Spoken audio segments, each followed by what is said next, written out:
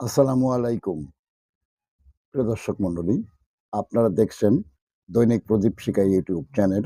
এখন আমাদের সঙ্গে যুক্ত হচ্ছেন যমুনার জল অনেক বেশি ঘোলা করে ফেলেছেন অধ্যাপক ইউনূস। সেই ঘোলা পানিতে মাছ শিকার তো দূরের কথা, এখন সে পানিতে ঠাঁই খুঁজেই পাচ্ছেন না তিনি। ঘোলা পানিকে তার জন্য আরো বেশি রহস্যময় করে তুলেছেন তারই দুই মিত্র জামাত ইসলামী এবং কিংস পার্টি এনসিপি। একদিন বাদে জুলাই জাতীয় সনদ স্বাক্ষরের ঘোষণা দিয়ে রেখেছেন অধ্যাপক ইউনূস, কিন্তু এই সনদ স্বাক্ষর নিয়ে দুই মিত্রের কাছ থেকে দেখা দিয়েছে চরম অনিশ্চয়তা। সেই অনিশ্চয়তা কাটাতে আকস্মিক এবং জরুরি বৈঠকও করেছেন তিনি। সেই বৈঠকে মিত্রদের কলম, ছবি জাদুঘরে সংরক্ষিত রাখার লোভ দেখিয়েও বশ মানাতে পারেননি। ফলে দুই মিত্র জামাত ইসলামী আর এনসিপি তাদের আগের অবস্থানেই রয়ে গেছে। অন্যদিকে বিএনপি সুযোগ পেয়ে মিষ্টি ভাষায় প্রচ্ছন্ন হুমকিও দিয়ে দিয়েছে অধ্যাপক ইউনূসকে। দলটির নেতা সালাউদ্দিন আহমেদ বলেছেন, অধ্যাপক ইউনূসের প্রতি বিএনপির যে সমর্থন সেটি সীমাহীন নয়, বরং শর্ত সাপেক্ষ। আবার সেনাবাহিনীর সাথে অধ্যাপক ইউনূসের সম্পর্কের দূরত্বের কথাও সালাউদ্দিন আহমেদ প্রথমবারের মতো প্রকাশ এনেছেন সচিবালয়ের দলীয়করণের কারণে রাজত্ব কায়েমের কথা। সূত্রগুলো বলছে, রাজনৈতিক দলগুলোর সঙ্গে জাতীয় ঐকমত্য কমিশনের অতি জরুরি বৈঠক, যেটি অধ্যাপক ইউনূসের উপস্থিতিতে হলো, সে বৈঠকে চূড়ান্ত কোনো সিদ্ধান্ত হয়নি। ছোট সংস্কার, বড় সংস্কার আর মৌলিক সংস্কারের নাটক শেষে তীরে এসে তরি ডুবালেন অধ্যাপক ইউনূস।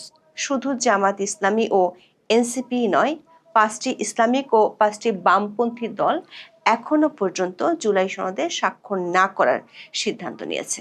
শুক্রবার বিকেল 4টার আগে নাটকীয় কিছু না হলে অধ্যাপক ইউনূসের অবস্থা হতে পারে যমুনার কুলহারা মাঝির মতো।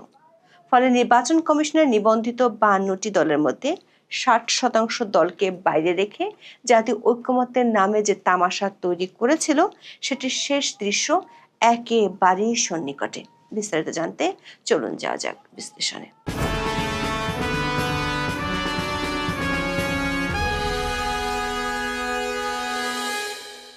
রোম সফরে যাওয়ার আগে অধ্যাপক ইউনূসের দপ্তর থেকে প্রথমে জানানো হয়েছিল 15ই অক্টোবর অনুষ্ঠানের মাধ্যমে জাতীয় সংসদ ভবনের সামনে স্বাক্ষর হবে জুলাই জাতীয় সনদ।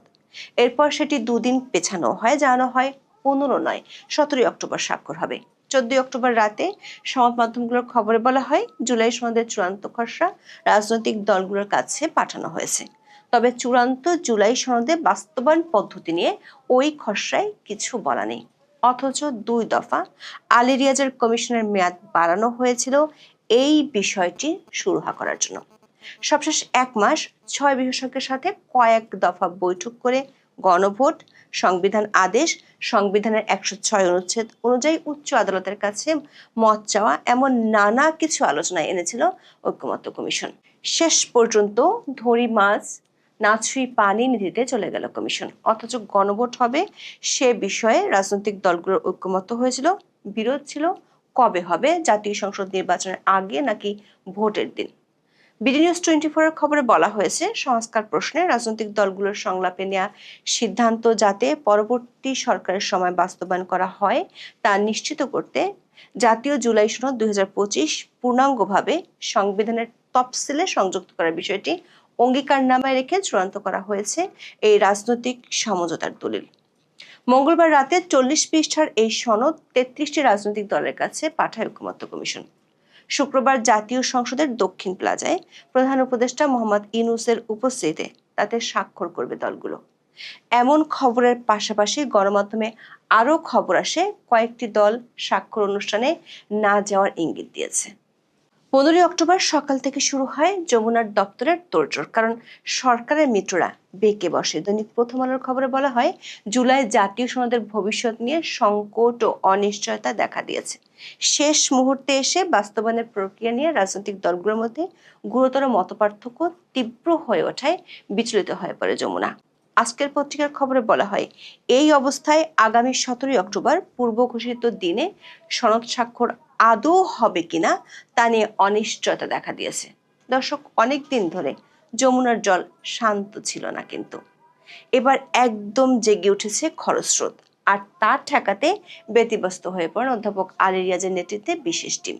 উদ্ভূত পরিস্থিতি নিয়ে আলোচনার জন্য রাজনৈতিক দলগুলোকে অতি জরুরি বৈঠকে ডাকে জাতীয় ঐকমত্য কমিশন। আশা ছিল অধ্যাপক ইউনূস যেভাবে মন ভোলানো কথা বলে সারা বিশ্বে মাইক্রো ফাইন্যান্সের পর 3-0 তত্ত্ব প্রচার করেন, সেভাবেই বেঁকে বসা রাজনৈতিক দল বিশেষ করে তার 2 মিত্রের মন ভোলাতে পারবেন। সবার শেষে দেয়া বক্তব্যে অধ্যাপক ইউনূস সেই মন ভোলানো বক্তব্যই দিয়েছেন। শুরুই করেছেন বেশ আবেগী কথা দিয়ে। বলেছেন, নিজ থেকে আবদার করে এই বৈঠকে এসেছেন। মিত্রদের মন গলানোর জন্য নতুন একটি জাদুঘর করার লোভও দেখিয়েছেন। বলেছেন, জুলাই সনদ স্বাক্ষরে সবাই বড় রকমের উৎসাহ নিয়ে অংশ নেবে। যে কলম দিয়ে স্বাক্ষর করবেন সেটা জাদুঘরে রক্ষিত থাকবে আপনাদের ছবি সহ। এটা জাতির জন্য মস্ত বড় সম্পদ হয়ে রইল। যে দলিল তৈরি করেছেন তা হারিয়ে যাবে না। বরাবরের মতোই শুনিয়েছেন, আশার কথা নির্বাচন ফেব্রুয়ারিতেই হবে। কিন্তু তিনি বক্তব্য দেওয়ার আগেই বক্তব্য রেখেছেন 2 মিত্র জামাত ইসলামী ও এনসিপির 2 নেতা। জামাত ইসলামের মতিউর রহমান আখন্দ আরো এক দফা জানিয়ে দিয়েছেন, নভেম্বরের মধ্যে গণভোট আয়োজন করে জুলাই সনদকে আইনি ভিত্তি দিতে হবে, তারপর পরবর্তী কার্যক্রম চলবে। দর্শক, জামাত নেতা বিশেষ করে সৈয়দ আব্দুল্লাহ মোহাম্মদ তাহেরের গত কয়েকদিনের বক্তব্য বিশ্লেষণ করলে একটি কথা পরিষ্কার, গণভোট নভেম্বরে হবে, তারপর জাতীয় নির্বাচন হতে হবে। অন্যদিকে ঐকমত্য কমিশনের বৈঠকে এনসিপির পক্ষ থেকে বক্তব্য রেখেছেন সংগঠনটির সদস্য সচিব আক্তার হোসেন। তিনি তার দলের পুরাতন অবস্থানকে তুলে ধরেছেন। বলেছেন, জাতিকে অস্পষ্ট রেখে কোনো উদ্যোগকে সফল করা সম্ভব নয়। নোট অফ ডিসেন্টের বিষয়গুলো পরিষ্কার করা হয়নি। কিভাবে সেগুলো বাস্তবায়ন হবে তার একটি পথরেখা থাকা দরকার।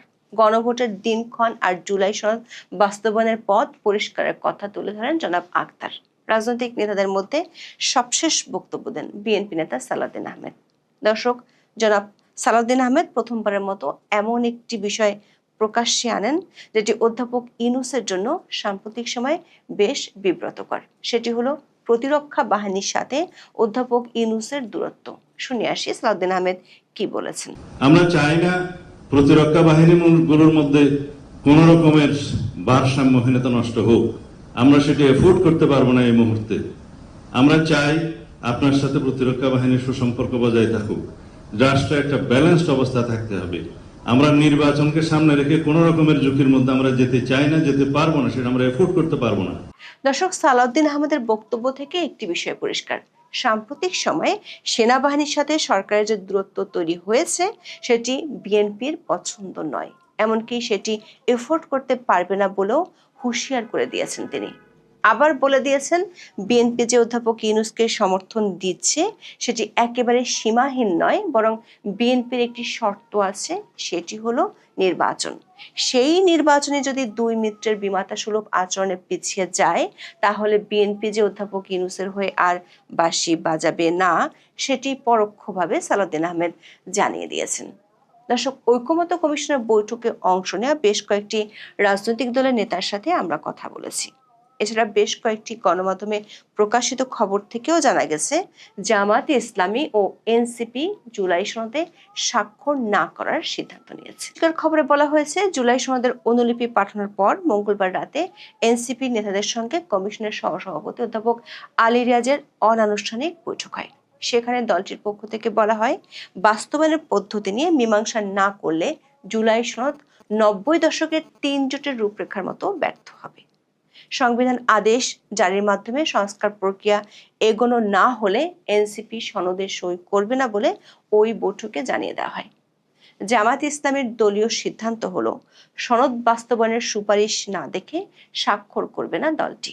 ইসলামী আন্দোলন সহ 5টি ইসলামপন্থী দল ও জামাতের অবস্থান সমর্থন করবে। জুলাই সনদের চূড়ান্ত ভাষ্যে নোট অফ ডিসেন্ট বা আপত্তির বিষয়গুলো উল্লেখ থাকায় স্বাক্ষর করবে না বাংলাদেশ জাসদ, সিপিবি, বাসদ ও বাসদ মার্ক্সবাদী। এদিকে গণতন্ত্র মঞ্চের একাধিক দলও স্বাক্ষর না করার পক্ষে বলে জানা গেছে। স্বাক্ষর না করার বিষয়ে ভাবছে গণফোরামও। রাষ্ট্র সংস্কার আন্দোলনের সভাপতি হাসনাত কায়ুম ফেসবুকে স্ট্যাটাস দিয়ে বলেছেন, জাতীয় ঐকমত্য কমিশন তীরে এসে তরি ডুবালো। তিনি বলেছেন, জাতীয় সনদ বলে যে দলিলটি সাড়ম্বরে স্বাক্ষর করার দিন তারিখ ঠিক করা হচ্ছে। কার্যত এটি 3 জোটের রূপরেখার চাইতেও দুর্বল একটি দলিল। সবশেষ প্রধানত 3টি রাজনৈতিক দল এবং বিশেষজ্ঞদের সাথে বসে এখন যে দলিল প্রস্তাব করেছে তা এক কথায় তীরে এসে তরি ডুবানোর সমর্থক হয়ে গেছে। হাসনাত কায়েম লিখেছেন, এতে সায় দেওয়া যায় না। এত সহজে সবকিছু ধ্বংস করে ফেলার অধিকার কোনো দল কিংবা গ্রুপ কিংবা কোনো প্রতিষ্ঠানকে দেওয়া হবে না। দর্শক, অধ্যাপক ইউনূস নিজেই তার বক্তব্যে বলেছেন, এই যে সংস্কার খেলা, সেটি অনেকেই বলছেন তামাশা। আমি যতজনের কাছে বলি কেন সে তামাশা লাগাই রাখছেন আপনি। সে তামাশার একটি চিত্র তুলে ধরা যেতে পারে। বর্তমানে নির্বাচন কমিশনের নিবন্ধিত রাজনৈতিক দলের সংখ্যা 52টি। এর মধ্যে আওয়ামী লীগের নিবন্ধন স্থগিত আছে। জুলাই সনদ ইস্যুতে ঐকমত্য কমিশনের কয়েক ধাপের সংলাপে অন্তত 33টি দল ও সমমনা জোট অংশ নেয়। এর মধ্যে মাত্র 21টি রাজনৈতিক দল নির্বাচন কমিশনে নিবন্ধিত। ফলে নির্বাচন কমিশনে নিবন্ধিত বাকি 30টি দলকে এই প্রক্রিয়ায় যুক্ত করা হয়নি। অর্থাৎ দেশের নিবন্ধিত রাজনৈতিক দলগুলোর মধ্যে মাত্র 40%কে নিয়ে অধ্যাপক ইউনূস জাতীয় ঐক্যের তামাশা করে গেছেন গত 1 বছর। 60% দলকে তিনি রেখেছেন বাইরে।